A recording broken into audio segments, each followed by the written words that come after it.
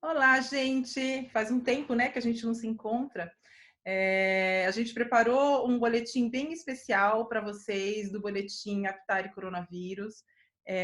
A gente já até perdi a conta do número de semanas que a gente está em quarentena, mas eu espero que estejam todos em casa e com saúde.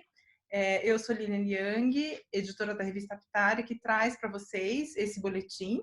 E a gente está aqui com a Lu e a Renata, que são as nossas super repórteres. Oi, Lu, oi, Rê. Olá. E aí, eu vou passar a palavra já para a Renata, porque eu estou muito curiosa para saber por que ela está de máscara, se a gente está fazendo a gravação à distância. Rê, me explica. Oi, tudo bem? Eu só coloquei para mostrar que, assim, se uma pessoa como eu, que não tem a menor destreza com agulha, com tesoura e tal, foi capaz de fazer uma máscara, qualquer pessoa é. Então, agora que a gente está com a obrigatoriedade em São Paulo de andar de máscara, se você ainda não tem sua máscara, pega o tecido, dobra no meio, o tamanho é 25 por 15, né? Você dobra no meio para fazer ela dupla. Eu não tinha elástico em casa, então eu peguei essa linha de fazer crochê, que é aquela linha, aquele algodão, né? Resto de fábrica, e que é um pouco elástico, e fiz simplesmente porque eu não tinha elástico em casa, mas você pode colocar com fita e tal, e costurei à mão, porque não tenho máquina, né? Mal sei costurar à mão. Então, gente, vamos colocar máscara, vamos sair de máscara na rua. Eu observo aqui o pessoal na minha rua, pouquíssimas pessoas de máscara, e às vezes a gente está sem sintomas, mas está com Covid. E também é uma maneira da gente se proteger. Se alguém espirrar, a gente não sabe ainda a qual distância esse vírus percorre, o pessoal ainda está na dúvida, né? Principalmente pelo suor, se pega pelo suor, se não pega. Então, na dúvida, vamos todo mundo usar máscara. Então, era só para fazer uma graça. O que eu vou falar hoje é sobre telemedicina. Eu conversei com o Dr. Carlos Uehara, que é o presidente da SBGG, a Sociedade Brasileira de Geriatria e Gerontologia Nacional. E a telemedicina ela foi liberada, né, agora pelo governo e pelo CFM, o Conselho Federal de Medicina, como uma medida extraordinária da pandemia. Ela foi liberada em março, mas o Dr. Carlos Uehara e muitos outros médicos também acreditam que esse vai ser um dos legados que a pandemia vai deixar, que a telemedicina veio para ficar. Claro que ainda precisa acertar algumas coisas, enfim, nem para tudo serve, porque afinal de contas não dá para você fazer a palpação, né? O médico não consegue examinar o paciente, mas pode ajudar bastante, principalmente para triagens, para um acompanhamento. E esse é o grande drama que a gente está vivendo hoje. Teme-se que haja uma terceira onda de lotação dos hospitais por conta de pessoas com doenças crônicas que deixaram de fazer o acompanhamento agora na quarentena. Então, as pessoas estão com medo de ir para o hospital, para o pronto-socorro ou marcar uma consulta médica, de pegar a Covid-19. Então, está deixando de lado os tratamentos para diabetes, para hipertensão, câncer e outros problemas. Então, nesse caso, a telemedicina ajuda muito. Vou colocar aqui um trechinho da entrevista com o Dr. Uehara, depois eu complemento. Para quem já faz acompanhamento, é a melhor opção, porque o médico, a não ser que seja uma queixa nova, né?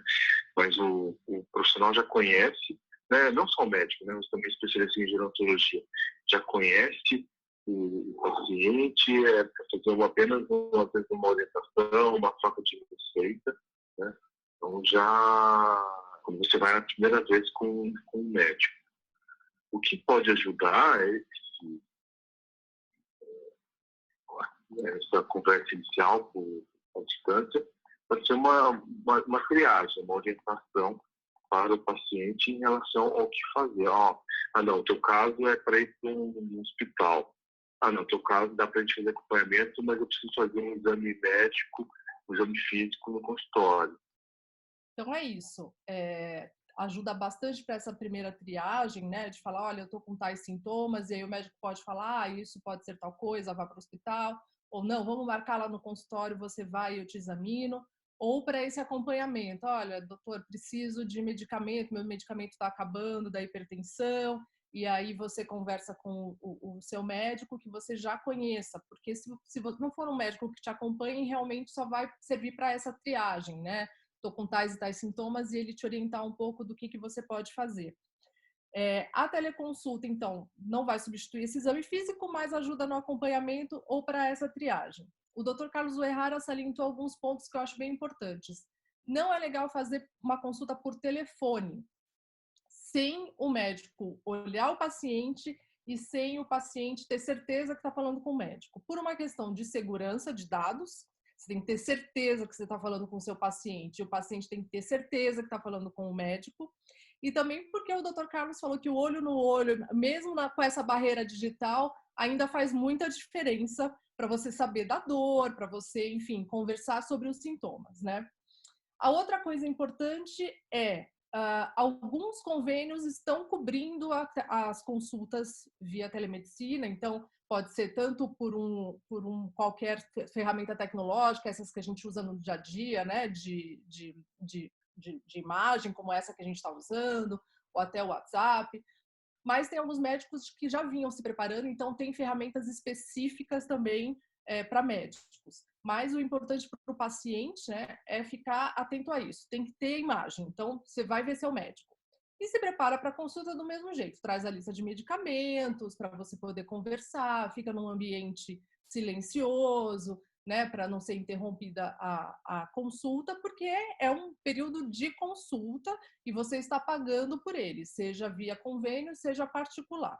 Em relação aos valores de consulta, o que tem sido feito, as consultas elas têm o valor de 75% do valor da consulta presencial ou até o valor integral, porque o que você está pagando, afinal de contas, é pelo tempo do profissional, é pelo conhecimento do profissional, não importa muito se você está à distância ou não.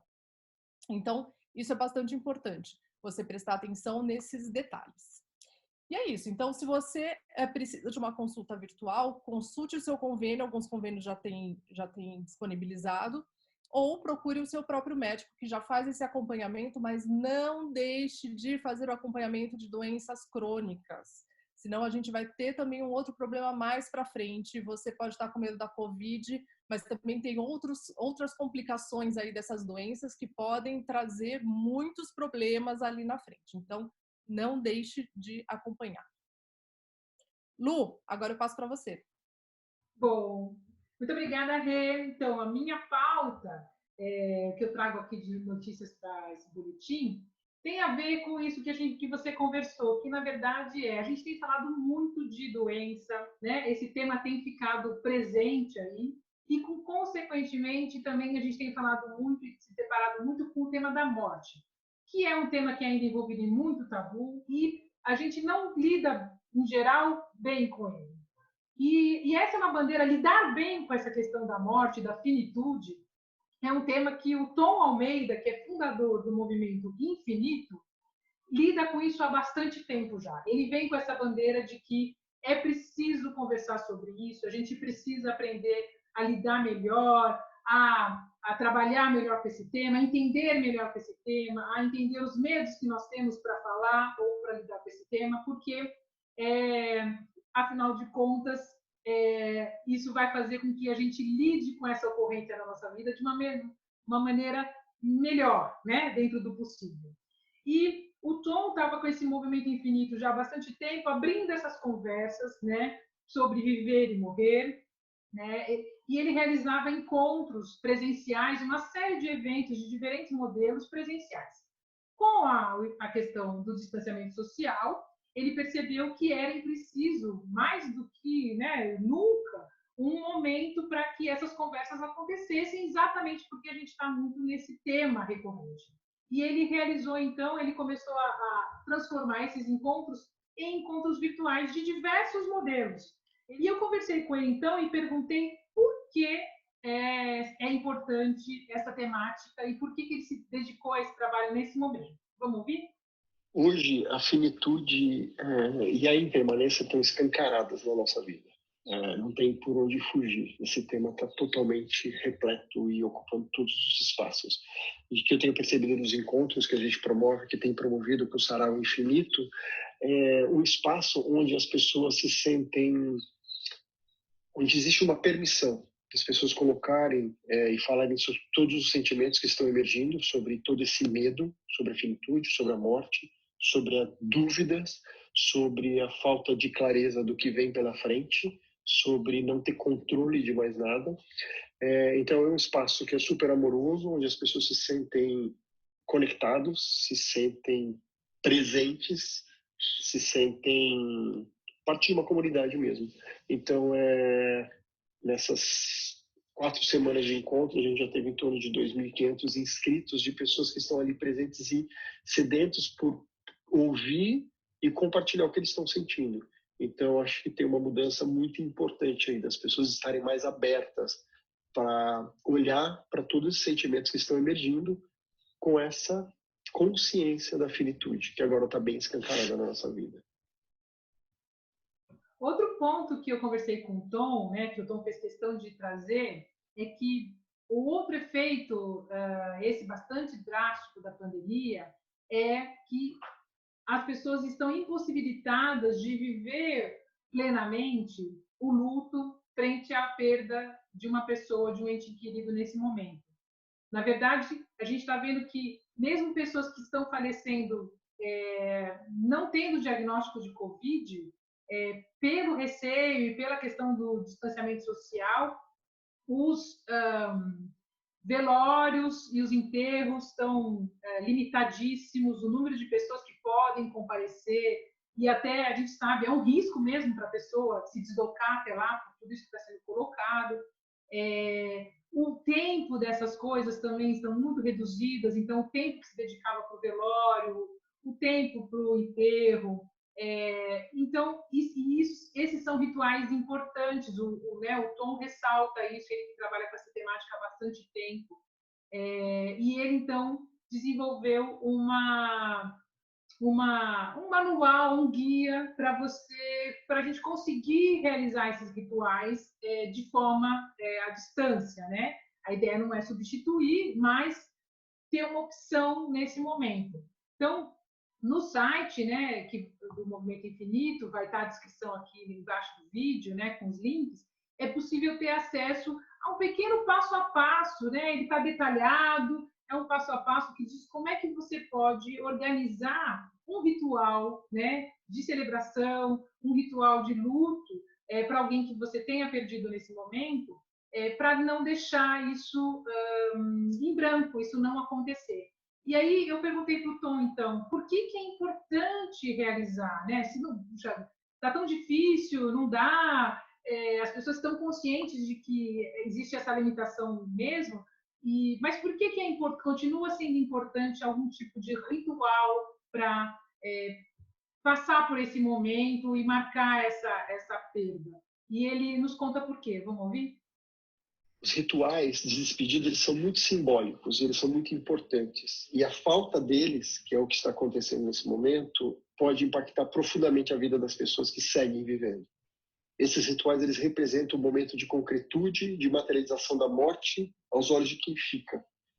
E o comparecimento e a participação de amigos e parentes no velório ou no enterro, eles reforçam esse sentimento de pertencimento social. É ali que a gente tem o momento de sentir o quanto que somos amados, o quanto que a pessoa que morreu também foi amada, ela é amada, e é aquele primeiro momento, a oportunidade de nos deparar com esse legado que está sendo deixado. Como que essa pessoa vai ser lembrada? Pelo que ela vai ser lembrada? Quais as histórias que ficam?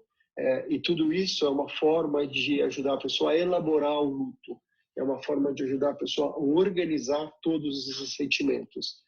E a proposta do guia não necessariamente é substituir esses rituais, mas sim criar algo novo e que seja tão significativo e que ajude as pessoas a apaziguarem essa dor.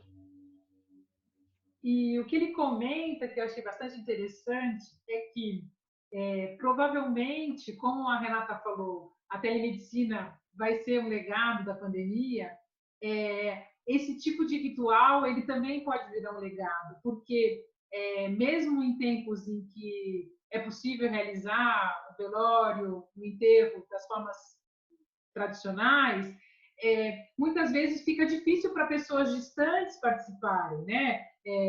As pessoas não conseguem se deslocar, tem toda uma logística, às vezes a pessoa está em outro país ou em outra cidade, não consegue chegar a tempo.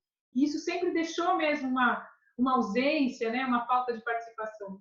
Então, as pessoas poderem contar, entender que todos esses recursos tecnológicos podem ser usados para esse momento, pode ficar também como um complemento, quer dizer, a gente pode passar a assistir rituais sendo feitos presenciais e os complementos online. Outra coisa que ele comenta é que esses rituais à distância, né, com guias, ferramentas, podem ser realizados a qualquer momento. Então, digamos que já tenha acontecido, mas você ainda precisa ter um grupo de amigos daquela pessoa que partiu, que quer reunir momentos para comentar, lembrar essa pessoa. Então, você pode organizar isso.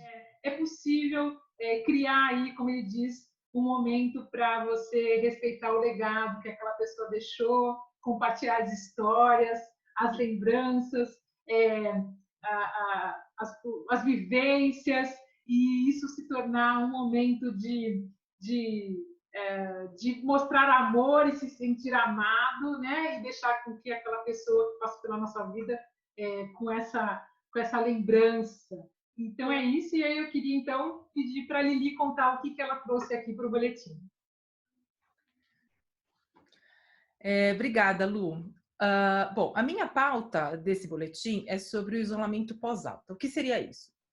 A gente está vendo um aumento assustador no número de mortes por Covid-19 no Brasil, né? Mas a boa notícia é que, na proporção, a gente tem muito mais gente que se recupera da doença do que gente que morre da doença, e entre elas idosos, né? A gente tem ouvido muitos relatos de idosos que conseguiram fazer apenas o isolamento e se recuperar da doença, teve gente que teve que ser hospitalizada, teve gente que teve quadros mais graves e que tiveram que ir para a UTI até ser entubados.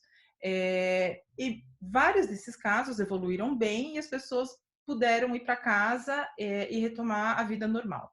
Mas o que é retomar a vida normal, né? Será que depois que a pessoa já teve a doença, ela pode simplesmente abandonar as regras de distanciamento social, ela pode dispensar o uso de máscaras, ela pode, enfim, circular normalmente com outras pessoas? Como é que fica essa situação depois que a pessoa tem alta, que ela é liberada do tratamento, né? Então, para falar sobre isso, eu conversei com o Dr. Luiz Antônio Gil Júnior, que é geriatra, ele é diretor do Instituto Benvita e ele é sócio fundador da Mastercare Brasil. Vamos ver o que ele falou sobre a questão do isolamento durante o tratamento e o isolamento pós-alta. De forma geral, a orientação tem sido que o paciente fique isolado até 14 dias depois do início dos sintomas, tá? Ou do exame positivo, também é nos casos muito pouco sintomáticos. Além disso, existe também a recomendação de que ele fique isolado até acabarem os sintomas. Então, vamos supor que ele complete os 14 dias de isolamento, mas ele ainda tem tosse. A orientação é que ele permaneça isolado até o término dos sintomas. Essa é uma doença muito nova, a gente está aprendendo todo dia com ela, né? Então, como a gente diz em outros momentos, a gente está andando de carro e trocando pneu ao mesmo tempo. Então, embora a pessoa já esteja liberada, já possa retornar para casa, já tenha melhorado dos seus sintomas, se ela não tiver com todos os sintomas zerados, ela não está liberada para voltar, para sair do isolamento total. E quando ele fala de isolamento, é aquele isolamento em que a pessoa tem que ficar num quarto, ter um banheiro de uso próprio, então só ela pode usar aquele banheiro, ela tem que fazer as refeições dentro do quarto, se ela tiver que circular pela casa, ela tem que usar máscara. Então, é o isolamento completo, você fica lá num cantinho até os sintomas passarem, até o último sintoma passar, mesmo que já tenham sido 14 dias do aparecimento dos sintomas, né? O problema é que muita gente tem dificuldade de observar essas regras de isolamento depois da alta, depois que é liberado pelo médico, né? Se ela ainda tem, mesmo que ela ainda tenha sintomas, ou se ela já não tem mais sintomas, muitos idosos têm a ideia de que porque já tiveram a doença, eles já estão liberados para circular. E não é verdade, porque não existem estudos suficientes para comprovar isso. Eu conversei com a Luciana Cato, ela tem 38 anos, ela é assistente administrativa, e ela é um bom exemplo do que pode acontecer se as regras de isolamento não forem observadas. O pai da Luciana teve Covid-19, ele é comerciante, ele provavelmente pegou no trabalho, ele é idoso, e aí ele começou a desenvolver os sintomas. Os sintomas não foram muito graves, então ele conseguiu fazer o tratamento em casa, o médico diagnosticou, o resultado veio positivo para a Covid-19 e ele ficou isolado dentro de casa. Algum tempo depois, 10 dias depois, a mãe dela também começou a apresentar os sintomas. Os sintomas dela foram mais graves, ela teve que ser hospitalizada, ficou 5 dias no hospital, 2 desses dias ela passou na UTI. Ela teve alta e voltou para casa. Qual foi a recomendação? Que eles continuassem isolados. Por quê? Porque na casa deles moram 12 pessoas. E dessas 12 pessoas, metade são idosos. Então, a Luciana tem os pais Luciana tem os pais idosos e ela tem uma avó com 95 anos que tem doença de Alzheimer. Ela tem uma tia que teve tuberculose na infância, então ela tem uma condição respiratória aí delicada, e ela tem mais 2 tios idosos que moram com ela. Então, quando os pais voltaram, a recomendação foi de que eles ficassem isolados, porque existiam outras pessoas na casa que poderiam ser infectadas, né? Mas não foi isso que aconteceu. Vamos ouvir o que a Luciana tem para dizer para a gente. O mais difícil é isso, né? O meu pai e minha mãe se sente bem, eu falo, eu posso fazer o que eu quiser. Mas não, tá altamente contagioso, né? Então, a principal dificuldade dela foi exatamente isso, foi conseguir convencê-los de que só porque eles já tinham tido a doença, não quer dizer que eles estavam liberados para sair do isolamento. E ela disse que teve que ser muito dura e muito firme com eles, para convencê-los de que existiam outras pessoas na casa que poderiam ser infectadas, né? E a gente também não tem nenhuma comprovação de que não existe chance de reinfecção, né? Então, eles também podem estar aí, eles podem estar suscetíveis a uma nova onda de Covid, né? E essa situação foi tão complicada para ela que ela entrou numa espécie de cruzada de educação para falar para as pessoas que a coisa é grave, que é importante que todo mundo tenha essa consciência de que ficar em casa é a ordem do dia. Ela conta para a gente como é que ela tá fazendo essa campanha de educação dela. Eu achei importante falar, tanto que mesmo no meio todo esse pesadelo, eu abri para as minhas amigas, sabe, abri para a família e falei assim, olha, eu estou falando aqui porque para vocês falarem para seus pais, olha, é porque eu sei que as pessoas só levam a sério quando conhecem alguém. Então, tá vendo o rosto, sabe, tipo, tá vendo minha mãe, meu pai? Então, eles pegaram. Minha mãe foi para o hospital, entendeu? Então, eu fiz questão de falar para todo mundo nos grupos do WhatsApp para isso. Eu falei assim, gente, para quem não está levando a sério, leve a sério. Meus pais tiveram muita sorte. Eu tive muito medo. Eu falei, gente, não queira passar por isso. Não queira. Briga com seus pais. É hora de dar bronca mesmo. É hora de falar, fica em casa. Não precisa, sabe? Não precisa sair. Só vai poder sair para padaria ou farmácia. Deixa que eu vou, entendeu? Então, eu falei para todo mundo, assim. Para quem minhas amigas, eu falei, deixei bem claro, olha, essa doença não é brincadeira, não é só uma gripezinha, não é. Então, a Luciana está aí nesse trabalho de conscientização, né, das pessoas, porque ela teve essa experiência muito difícil em casa. Por outro lado, existem outras pessoas que passaram pela Covid-19, pessoas idosas, que passaram pela Covid-19 e que têm uma consciência muito clara da importância do isolamento, né? Então, eu conversei com a dona Graziela Luna, ela é lá do Recife, ela tem 69 anos, faz 70 na semana que vem, e ela foi infectada através de um familiar que veio de uma viagem da Europa e que veio com a Covid-19, né? Então, na verdade, ela não apresentava nenhum sintoma, e ela foi diagnosticada porque alguns familiares que conviviam, né, naquele núcleo foram se testar e aí testaram positivo para a Covid-19. Ela também testou positiva para a Covid-19. E aí, embora ela não tivesse nenhum sintoma, ela não sentisse nada, detectaram uma pneumonia nela e uma leve febre, então resolveram admiti-la no hospital. E aí o quadro foi, enfim, foi progredindo, ela acabou ficando 15 dias internada, e ela disse que, assim, foi uma fase difícil, porque ela não podia receber visitas, então foi muito complicado. Quando ela teve alta, o médico recomendou que ela ficasse isolada, então o que ela fez? Ela não voltou para a casa dela, ela foi para a casa da sogra, a sogra não estava, então a casa estava vazia, ela foi para a casa da sogra e ficou lá mais 15 dias, né? E os filhos iam lá, deixavam comida lá na porta, eles iam embora, ela ia lá buscar, ela ficou completamente isolada, disse que se dedicou muito a cuidar da casa da sogra, procurando coisas para fazer, mas ela tinha muita consciência de que ela tinha que ficar completamente sozinha. No caso da dona Graziela, o que ajudou bastante foi o fato dela ter 2 filhos médicos, né? Que também insistiam com ela para ela observar as regras de isolamento. Enfim, depois dos 15 dias, ela terminou o isolamento total e aí ela foi para a ilha de Itamaracá, onde estava o marido dela, e agora os 2 estão isolados lá. E aí eu perguntei para ela o que ela diria para as pessoas que têm essa dificuldade, né, de observar, de ficar em casa, né? E aí ela tem um recadinho aqui para eles.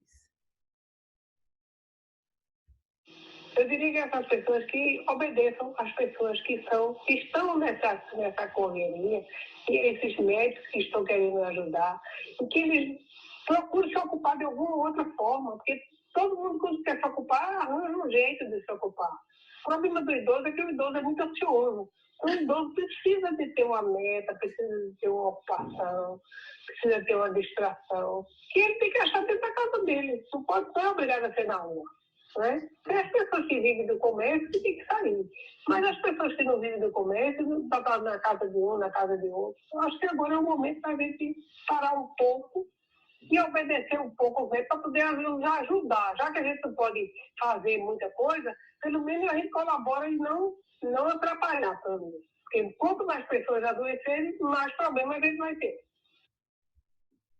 Então tá aí o recado da dona Graziela.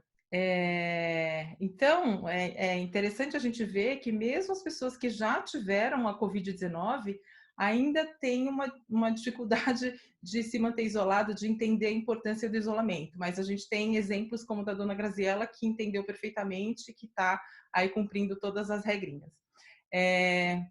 Então, era isso, gente. A minha contribuição para o boletim de hoje era essa. A mensagem é: fiquem em casa, fiquem em casa, fiquem em casa, porque só com esse esforço coletivo é que a gente vai conseguir sair dessa pandemia o mais rápido possível, tá? Queria agradecer a Lu e a Rê pelo boletim de hoje. Lu, Rê? Obrigada. Fiquem em casa. E obedeçam aos médicos, como disse a entrevistada. É isso aí. Gente, muito obrigada e até a próxima.